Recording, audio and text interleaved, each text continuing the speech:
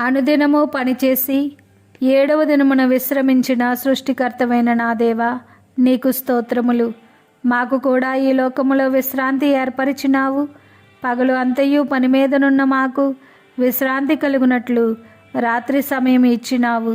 ఇప్పుడు పరుండబోవుచున్నాము, సుఖనిద్ర కలిగించుము. లోకములో మా జీవిత కాలమంతా పనిచేసిన తర్వాత పరలోకములో మాకు నిత్య విశ్రాంతి నియమించినావు.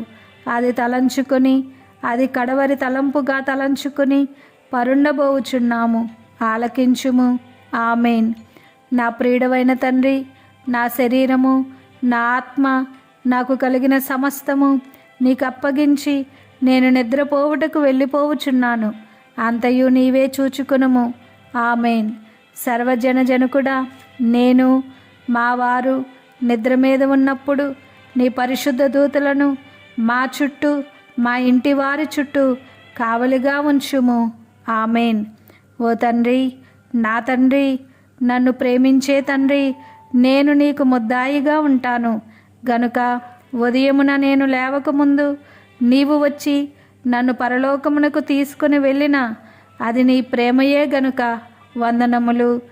ఆమెన్. కాపాడే తండ్రి, విమోచకుడువైన తండ్రి, చీమలు, దోమలు, ఈగలు, జర్రిలు, తేళ్ళు, పాములు, జంతువులు, దొంగలు, మాకు హాని కలిగించే దెయ్యములు మా యొద్దకు రాకుండా కాపాడుము. ఆమెన్.